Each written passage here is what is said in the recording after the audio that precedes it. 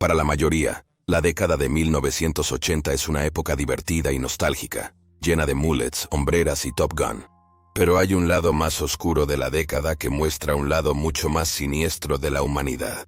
A medida que las drogas de club llegaron a la escena, el número de delitos violentos cometidos pareció dispararse a nuevos y aterradores niveles, y el aumento de los asesinos en serie hizo que muchos temieran por sus vidas. Richard Ramírez y Jeffrey Dahmer son solo dos de los asesinos más infames de la década, pero la era de los 80 es hogar de muchos más, y otros ataques feroces con una abundancia de casos que, hasta el día de hoy, permanecen sin resolver. En el video de hoy, nos enfocamos en solo 3 de estos casos de asesinato, sin resolver de la década de 1980.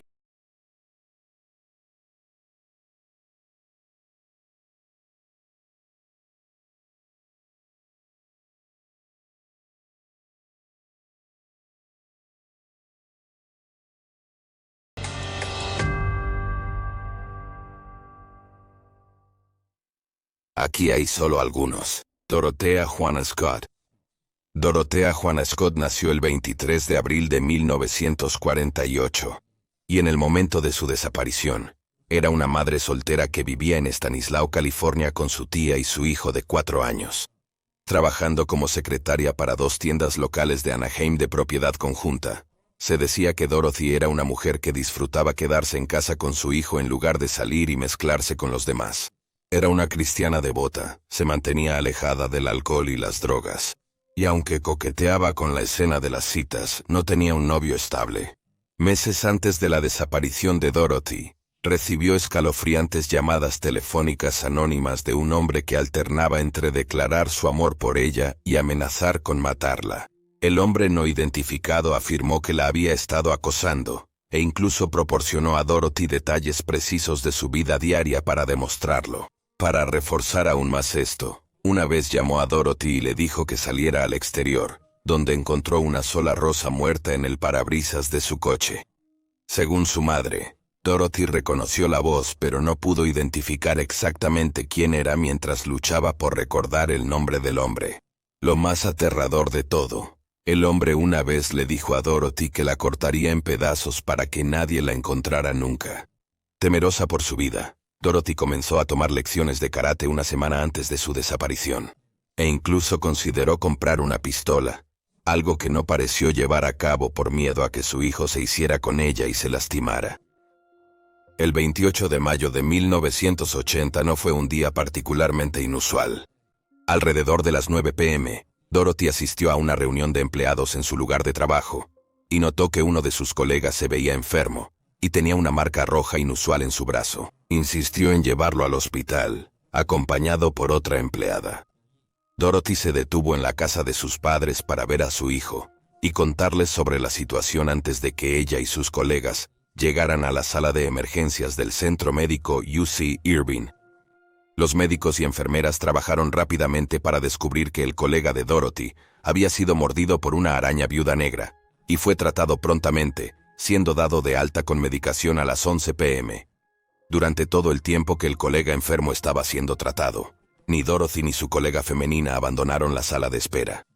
Siempre considerada, Dorothy decidió ir a buscar su coche desde su lugar en el estacionamiento, y llevarlo a la salida para que su colega en recuperación no tuviera que esforzarse mucho. Mientras se iba, sus colegas esperaban. Sin embargo, después de un tiempo, vieron que ella aún no había aparecido, y así salieron al estacionamiento para ver qué estaba pasando. Súbitamente, el coche de Dorothy se dirigió a gran velocidad hacia ellos, los deslumbró con sus faros y salió del estacionamiento tras girar bruscamente a la derecha. Pensando que algo le había pasado al hijo de Dorothy, la pareja esperó a que ella regresara, pero ella nunca lo haría. Después de varias horas de silencio, se contactó a los padres de Dorothy. Confirmaron que ella no había regresado a casa, y procedieron a llamar a las autoridades.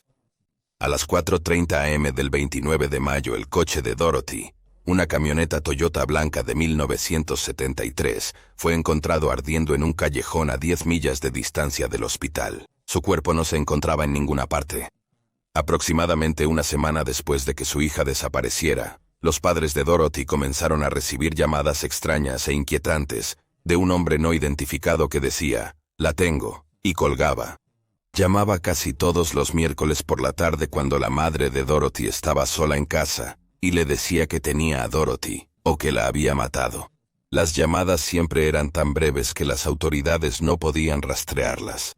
En abril de 1984 el hombre llamó por la noche. Esto pareció ser un error, ya que una vez que el padre de Dorothy respondió, el hombre dejó de llamar durante 4 meses.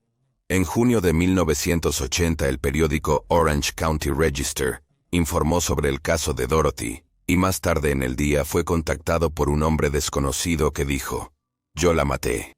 Yo maté a Dorothy Scott. Ella era mi amor. La descubrí siéndome infiel. Negó tener a alguien más. La maté».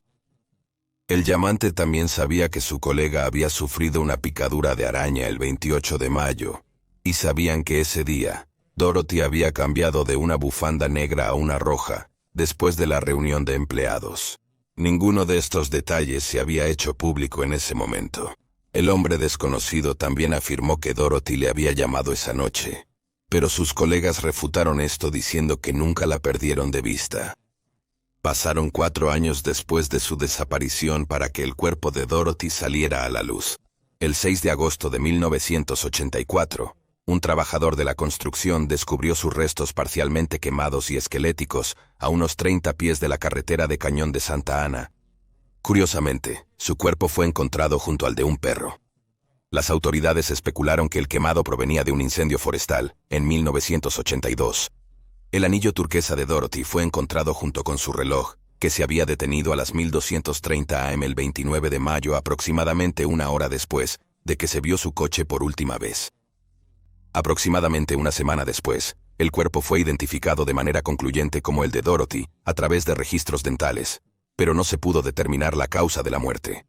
En años recientes, ha surgido un sospechoso llamado Miguel Butler, cuya hermana era colega de Dorothy, antes de que ella desapareciera.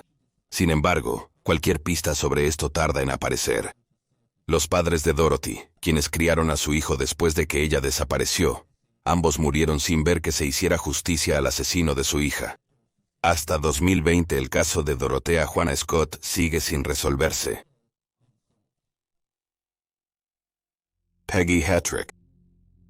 Una atractiva pelirroja de 37 años, Peggy Hetrick, fue víctima de un perturbador y espeluznante asesinato en Fort Collins, Colorado, con una investigación fallida que llevó a la injusta condena de un hombre que tenía solo 15 años en el momento del crimen. Alrededor de las 9 p.m. del 10 de febrero de 1987, Peggy salió de su lugar de trabajo en Foothills Mall y comenzó su viaje a casa. Como no tenía coche y vivía cerca, era normal que caminara a donde necesitara ir. Después de haberle dado las llaves de su apartamento a un compañero de cuarto temporal, Peggy terminó volviendo a casa para encontrarse con que estaba cerrada con llave. Su compañero de cuarto estaba desmayado en el apartamento después de beber, y no podía abrirle la puerta, así que Peggy se fue, y se dirigió a un bar cercano, el Salón del Perro Risueño. Intentó despertar a su compañero de cuarto llamando repetidamente al apartamento, pero no tuvo suerte ya que no parecía despertarlos. Según informes, habló con enojo sobre estar bloqueada. Después de pasar unos 15 minutos en un segundo bar, se especula que la primera ministra Peggy fue a la casa de su exnovio cercana, ya que los testigos informan haber visto a una mujer que coincidía con su descripción, merodeando en el estacionamiento mientras fumaba. La misma marca de cigarrillos encontrada aquí fue la marca encontrada en el cuerpo de Peggy al día siguiente. También en su posesión en el momento de su descubrimiento, había una nota escrita a mano que decía: «Matt, me han bloqueado la entrada a mi apartamento. No te pongas gruñón si también vengo a tocar». Peggy logró volver a su casa alrededor de las 12 a.m. donde se cambió, y luego se fue de nuevo. Un vecino informó que la vio golpeando la puerta, y su compañero de cuarto le dijo a la policía que este marco de tiempo era correcto. Alrededor de las 12:30 am ella regresó al primer ministro, y se encontró con su ex. Mientras él se encontraba con otra mujer, Matt dijo que los dos tuvieron una conversación amigable, y luego se separaron cuando llegó su cita. Aurora, la mujer con la que estaba Matt, dice que él no dejaba de mirar a Peggy, y que ella habló con un grupo de hombres toda la noche. Después de esto, no está claro exactamente cómo terminó la noche. Según Matt, Él ofreció llevar a Peggy a casa, pero ella se negó y discutieron. También dijo que aunque ella aceptó al principio, él fue al baño, y cuando volvió la encontró mirándolo mal antes de que ella se fuera sin él. Él y Aurora coinciden en que Peggy se fue alrededor de la 1 a la 1:30 am, pero no estaban seguros de que se fuera sola. Aurora volvió a casa de Matt y se quedó hasta alrededor de las 3 am. La siguiente mañana, alrededor de las 7 am, un ciclista descubrió lo que al principio pensó que simplemente era un maniquí en un campo. Sin embargo, a medida que se acercaba, vio el rastro de sangre y el charco alrededor del cuerpo, y se dio cuenta de que era un ser humano. El final de Peggy había sido extremadamente violento. Su ropa había sido apartada, y había sido brutalmente mutilada sexualmente, hasta el punto en que el forense dijo que el trabajo era preciso y hábil, y requeriría un nivel de experiencia. Se registró que su causa de muerte fue una herida de arma blanca en la parte superior izquierda de la espalda, que probablemente ocurrió esa misma mañana, y se determinó que su hora de muerte fue entre las 6:30 p.m. y las 4:30 am. Dado que sabemos que Peggy estaba viva al menos a la 1:30 am, la ventana de oportunidad se reduce significativamente. Esa misma mañana, alguien más había visto el cuerpo de Peggy desde la distancia. Timoteo Maestros, de 15 años, iba camino a la escuela cuando lo notó, pero rápidamente lo descartó como un maniquí que había sido colocado allí como una broma. Durante un recorrido, los policías llegaron a la casa de Masters. El padre de Timothy les mencionó que su hijo había tomado una ruta diferente a la normal esa mañana, y por eso lo sacaron de su clase en la escuela. La investigación sesgada fue dirigida por el detective Jim Broderick, quien desde el principio tenía una visión estrecha. Se centró en Timoteo Maestros desde el inicio, a pesar del hecho de que ninguna evidencia física lo vinculaba con el crimen. 2 cabellos encontrados en el cuerpo de Peggy y las huellas en su bolso no coincidían con Timothy. El 12 de febrero se registró la casa de Timoteo así como su casillero en la escuela. Las autoridades encontraron 2.200 páginas de escritos y arte violento en su habitación, casillero de la escuela y mochila que representaban imágenes de asesinatos y agresiones. También descubrieron una colección de cuchillos, pornografía y un periódico local con una cuenta del descubrimiento del cuerpo en él. De nuevo, ninguna evidencia física real vinculaba a Timothy con el asesinato de Peggy, ya que ninguno de su ADN estaba en ninguna de su ropa o en ninguna de sus otras pertenencias. Tampoco había ninguno en su habitación. Aunque Timothy fue interrogado con el permiso de su padre, no fue interrogado con un adulto presente a pesar de que era menor de edad. Según informes, la policía le dijo que sabían que él había cometido el delito, pero Timothy protestó su inocencia durante todo el interrogatorio. Se sometió a una prueba de detector de mentiras, pero sus resultados fueron inconclusos. Sin nuevas pistas, los investigadores parecían desesperados. Plantaron un artículo con información falsa en el periódico local, intentando provocar una reacción incriminatoria de Timothy, pero incluso para las autoridades que lo vigilaban de cerca, él no tuvo tal reacción. Intentando dejar el pasado atrás, Timothy continuó con su vida, llegando a servir tiempo en la Marina. Sin embargo, esto no diluiría el interés de la policía en él. En 1992, un compañero de clase le dijo a las autoridades que Timoteo había contado a sus amigos detalles de las mutilaciones al cuerpo de Peggy. Timothy dijo que había aprendido de un amigo en la clase de arte, que había sido parte de los exploradores Scouts, que ayudaron a la policía a buscar en la escena del crimen donde le contaron sobre las mutilaciones. La policía descubrió que la historia de Timothy era cierta. 5 años después, Jim Broderick, el investigador principal del caso, contactó al Dr. J. Reid Molloy, un psicólogo forense de California, y le pidió que analizara los dibujos y escritos de Timoteo Maestros, de 15 años. El Dr. Molloy concluyó que algunos de estos dibujos representaban a Timothy reviviendo el crimen, y basó su testimonio en el juicio solo en los dibujos, sin haber hablado nunca con el chico. En 1999, las obras de arte se utilizaron para convencer y condenar a Timothy a cadena perpetua. Timothy continuó protestando su inocencia, e incluso apeló en múltiples ocasiones diferentes, pero las apelaciones seguían fallando. En 2008 sus abogados defensores liberaron pruebas que demostraban aún más su inocencia. Las pruebas de ADN mostraron que las muestras de la escena del crimen no incluían el ADN de Timothy, sino que apuntaban al exnovio de Peggy, Matt. Aunque Timoteo Maestros fue exonerado en 2011, esto no ha llevado a respuestas en el caso de Peggy Hetrick. Un sospechoso en el asesinato fue un hombre llamado Dr. Ricardo Hammond, un cirujano ocular que fue arrestado en 1995 por filmar a mujeres y niñas en su baño. La casa de Hammond tenía vista al lugar donde se deshacían del cuerpo de Peggy, y él estaba en casa la mañana del asesinato cuando tenía programada una cirugía ese día. Dado que su profesión requería mucha habilidad, se pensó que tendría la experiencia adecuada para realizar las mutilaciones sexuales que se llevaron a cabo en Peggy.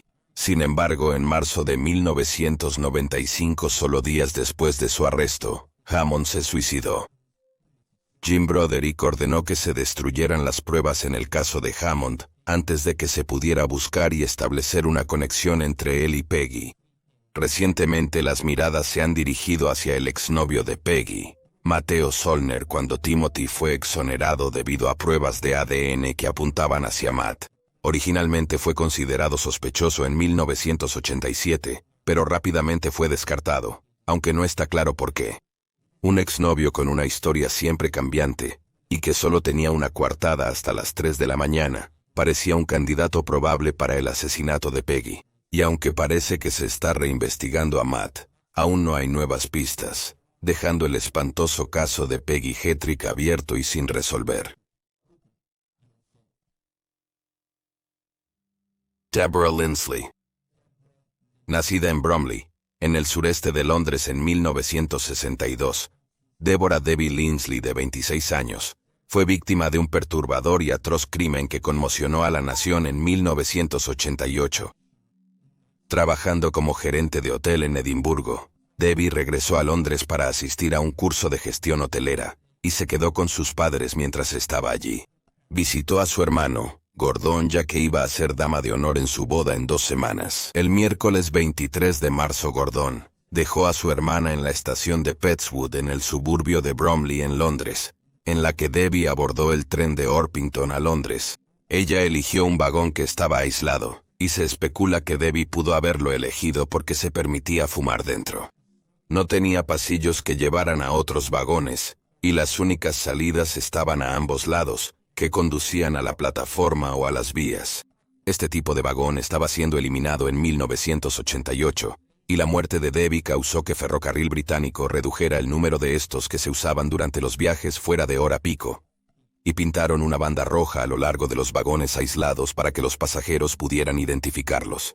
Poco después de salir de Brixton, una au pair francesa escuchó gritos fuertes provenientes de un vagón, pero luego afirmó que estaba pegada a su asiento y demasiado asustada para tomar medidas. Con muchos criticándola por no tirar del cordón de comunicación, que un pasajero puede tirar para detener el tren en una emergencia. Sin embargo, la au pair vio a un hombre de cabello rojo salir cerca del vagón de Debbie, y lo siguió por la estación hasta que lo perdió de vista. Otros testigos en la estación de tren informaron haber visto a varios hombres diferentes, como un hombre desaliñado con cabello rubio sucio que salió del tren en Pengueste, y un hombre bajito y corpulento visto saltando del tren en Victoria. De alrededor de 70 personas a bordo del tren, la au pair es la única que ha transmitido haber escuchado algo específico, mientras que algunos de los pasajeros informaron haber escuchado una conmoción, pero tampoco investigaron. Los detectives en línea se preguntan si los vagones a ambos lados de Debbie estaban vacíos, lo que daría alguna razón de por qué nadie más escuchó sus gritos. Cuando el tren llegó a la plataforma 2 de la estación Victoria, eran las 12:50 p.m. Como era común en ese tiempo, un portero de los ferrocarriles británicos recorrió el tren para verificar si había equipaje olvidado, y encontró el suelo y los asientos del vagón en el que estaba Debbie cubiertos de sangre. Luego fue expuesto a la escena horrorosa del cuerpo de Debbie. Había sido apuñalada 11 veces en el cuello, la cara y el abdomen, y una de estas laceraciones había causado su muerte. Debbie tenía heridas defensivas en sus manos, y aunque no se encontró interferencia sexual, la policía propuso la idea de que había estado luchando contra un ataque sexual. No faltaba ninguna de sus pertenencias, lo que hizo que la policía descartara la teoría del robo. El hecho de que la hubieran asesinado a plena luz del día en transporte público hizo que las autoridades se preguntaran si tal vez este no era el primer ataque del asesino. No se localizó el arma homicida, pero se cree que pudo haber sido un cuchillo de cocina de alta calidad, pesado, y de entre 5 a 7.5 pulgadas de largo. Durante la investigación del asesinato de Debbie en 1988, se tomaron 1.200 declaraciones de testigos, y se interrogó y descartó a 650 individuos. El caso fue presentado en Crime Watch UK en abril de 1988, y también se descubrió que parte de la sangre del asesino se mezcló con la de Debbie, lo que significa que ahora se ha construido un perfil de ADN del asesino, quien probablemente resultó herido en la lucha. Hasta el día de hoy, casi 60 de los 70 pasajeros han sido eliminados de la investigación. La madre de Debbie murió en 2013 mientras que su familia restante buscaba desesperadamente respuestas y justicia. Hasta ahora no se han encontrado coincidencias con el ADN del asesino, y el trágico asesinato de Debbie sigue sin resolverse. Y ahora tienes los hechos. 3 horribles asesinatos sin resolver de la década de 1980. Gracias por ver. Por favor suscríbete y dale me gusta al video para apoyar al canal, y nos vemos la próxima vez.